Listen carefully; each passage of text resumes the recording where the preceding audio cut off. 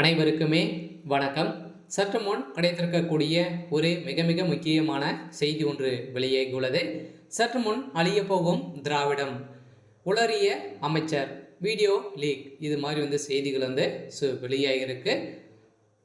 ஏற்கனவே இப்போ 2 நாட்களாகவே பார்த்தீங்கன்னா அண்ணா பல்கலைக்கழகத்தில் நடந்த ஒரு சம்பவம் தான் இப்போ திமுகவுடைய தலைமையகத்துக்கு, ஆளுங்கட்சியாக இருக்கக்கூடிய திமுகவுடைய தலைமையகத்துக்கு பார்த்தீங்கன்னா ஒரு மிகப்பெரிய சம்பவங்களாக ஒரு பெரிய இடியாக தான் இறங்கியிருக்கு. இந்த இடியின் காரணமாக இதில் பார்த்தீங்கன்னா ரகுபதி, ஒரு அமைச்சர் ரகுபதி அவர்கள் கொடுத்த வாக்குமூலத்தால் இப்போ பார்த்தீங்கன்னா அதிரடியாக திமுகவே அதிரடித்து இருக்கக்கூடிய நிலை வந்திருக்கு. ஏற்கனவே பார்த்தீங்கன்னா இதில் சம்மந்தப்பட்ட ஞானசேகர் அவர்கள் கைது செய்யப்பட்டிருக்கார் இல்லையா.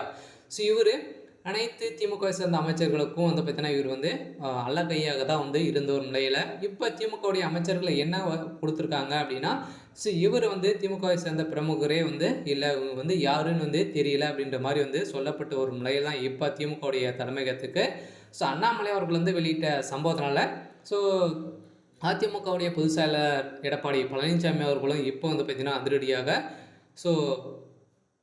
குற்றச்சாட்டி வந்துடும் நிலையில் பார்த்தீங்கன்னா அவர் திமுக சேர்ந்த துறைமுகர் தான் அப்படின்ற மாதிரி அனைவருமே அடித்து சொல்லும் நிலையில் ஏற்கனவே இவர் மீது அனைத்து நிறைய வழக்குகளும் இருந்த ஒரு நிலையில் இதே வேலை தான் அவர் இருக்குது அப்படின்ற மாதிரி அவருடைய மனைவிகளும் அவருக்கு 3 மனைவிகள் இருக்காங்க.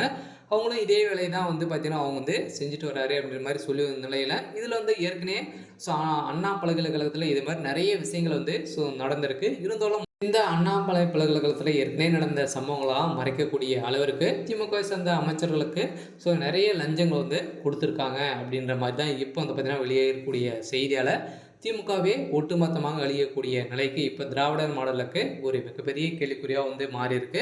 இதனால் திமுகவுடைய ஆட்சிக்கு கூடிய விரைவில் இன்னும் ஒரு 24 மணி நேரத்தில் ஆட்சி மாறலாம் அப்படின்ற மாதிரி தான் இப்போ பேசப்பட்ட ஒரு நிலையில் இப்போ நிறைய எதிர்கட்சி தலைவர்கள் சரமாரியாக கேள்வி எழுப்பக்கூடிய நிலையில் ஏற்கனவே திமுகவுக்குள்ளேயே மிகப்பெரிய பிரச்சனைகள் இருந்துட்டு ஒரு நிலையில் கூட்டணி கட்சிகள் அனைத்துமே ஒட்டுமொத்தமாக ஒடியக்கூடிய நிலையும் இப்போ வந்திருக்கு.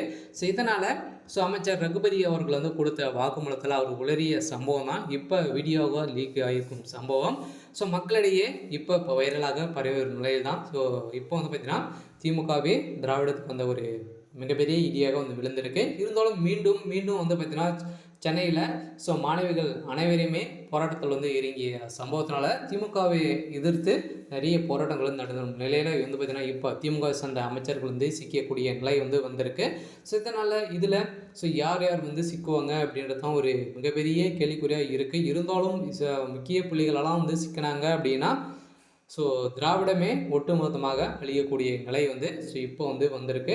அதனால் திமுகவுடைய தலைமையகம் என்ன செய்யுது அப்படின்றது தான் கேள்விக்குறியாக இருக்குது. இதில் கோபாலபுரத்தில் ஒட்டுமொத்த கதையை முடிக்கக்கூடிய சம்பவம், இதிலும் கோபாலபுரத்தினுடைய குடும்பத்துக்கும் சம்மந்தம் இருக்குது அப்படின்ற மாதிரி வெளியே இருக்குது. இருந்தாலும் என்ன நடக்குது அப்படின்றத வெயிட் பண்ணி பார்க்கலாம்.